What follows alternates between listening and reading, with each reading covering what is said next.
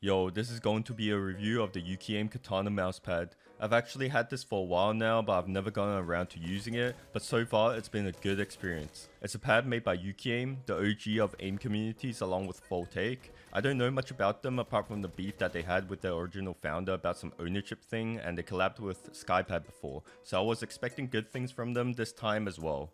Anyways, the pad is a control cloth pad, relatively thin at 3mm and comes in at the square size and a larger desk mat size. I'll get the design out of the way first. Gotta be honest, not a huge fan of the anime girls thing. If I wanted an anime themed pad, I would have preferred the Shogun design a little more because it looks quite cool.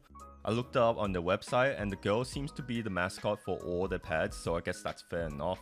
I would recommend getting the black version though, because the white is actually super white looking at it in real person, so I'm kinda worried it might look dirty really easily down the line. Onto the build quality. It's great. The pad comes rolled up, but it lied completely flat right out of the box. Stitchings are flush, you definitely won't notice anything when moving your arm around, and they're high quality. No fraying whatsoever, which is awesome. They described the surface as a smooth, controlled surface, but it's not as smooth as I thought it would be. It's not as smooth as a GSR SE, and it's definitely not close to the smoothness of the Infinity Mice Shogun. You can't feel much when you slide your fingers across, but when you put it to real use, you can definitely feel some small scraping on your arm and some graininess. I said scraping, but it doesn't irritate or anything like what a Heian might do, but you can still feel it when you do swipes.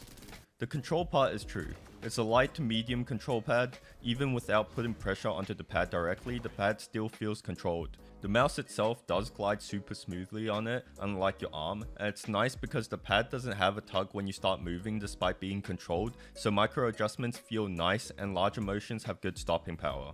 Tracking is decent, though I always prefer a faster pad for that, but this isn't bad at all. I didn't feel super sluggish when tracking, only the speed of the pad being a bit slow, but this didn't affect performance much if at all. I was able to keep my crosshair on people without feeling like my arm was dragging across the pad like it was in the mud.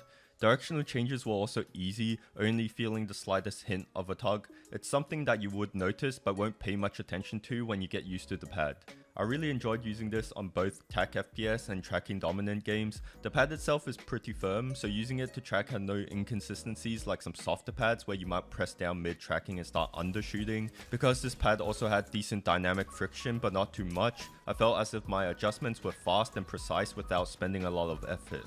This pad would be good for someone who prefers something more flexible to use. They might be maining attack FPS but prefer something faster to quickly clear angles and do 180s, or play other tracking games like Apex. I reckon this sits right between a true control pad and a balance pad. In terms of comparison, the GSR SE feels significantly slower than the Katana's. Build quality is worse than the Katana's, but the surface on the GSR SE is smoother to the touch and is super comfortable to rest your arm on. The Shogun on the other hand is a little faster if you don't press the mouse into the pad, but is slower when you do.